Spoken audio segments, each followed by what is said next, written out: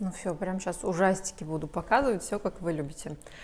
Мы здесь видим очень грустные пальцы, все практически, но большому особенно взгрустнулось, потому что на нем еще и пропилы достаточно глубокие, а сами ногти у нас перепиленные после снятия с красными пятнами.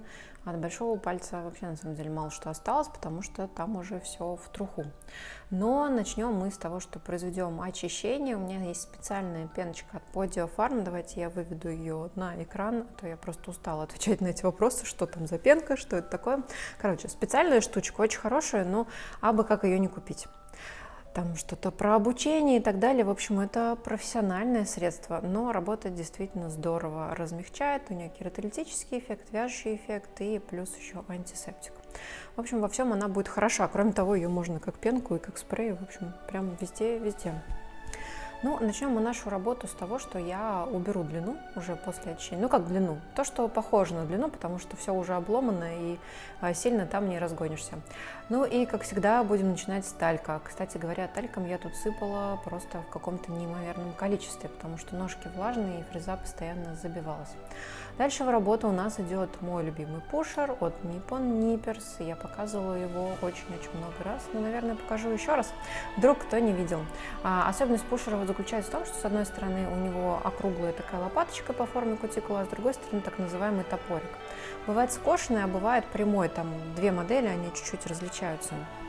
Ну, плюс-минус они делают одно и то же, просто здесь все зависит от того, кому, насколько, как удобно. Тут я немножко отдалила камеру, потому что, ну, прям в макро совсем не получалось сделать то, что я должна была сделать, у меня просто не подлезала туда рука.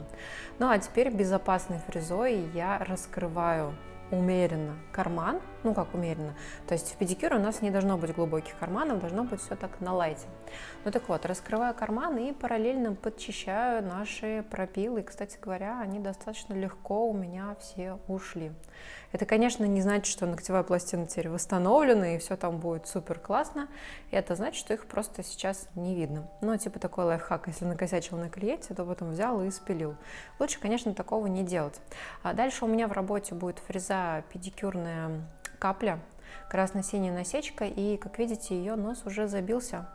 И дело здесь не в плохой фрезе, любая другая, наверное, повела бы себя так же, плюс-минус. Дело в том, что это очень влажные и при этом жирноватые ножки, ну, точнее, кутикулы на ногах. Ну, бывает такой тип кожи, и как его не очищай, не обезжиривай, плюс-минус результат будет один и тот же. Просто можно менять фрезы, либо очищать фрезу в течение работы, и плюс я присыпала прям реально несколько раз.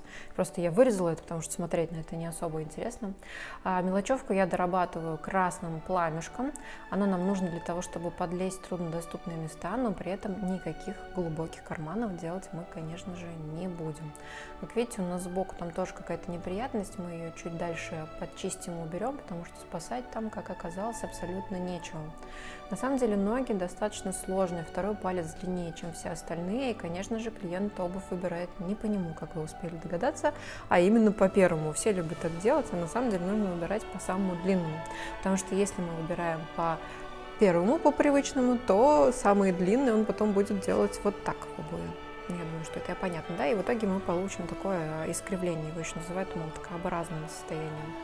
Короче, приятного мало, выглядит не очень красиво, да и если потом делать декоративное покрытие, ну, так себе смотрится. Но, тем не менее, нужно объяснять клиенту и про носки, и про колготки.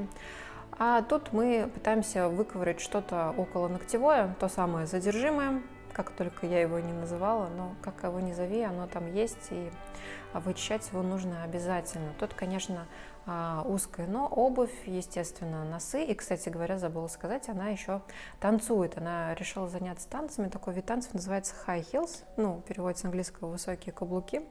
Ну, что, в принципе, логично. Я спросила, а что она носит под эти самые высокие каблуки. Она сказала носки. Но знаете, что там узкая нога, узкая обувь и носок. То есть носок фиксирует нам пальцы, это все падает вперед, когда на этих хилсах она начинает танцевать. Ну и на выходе мы получаем то, что получаем. Пальчики в кучку и все вот эти вот дела. Но на самом деле не так все прям вот уж супер страшно, чтобы прям переживать.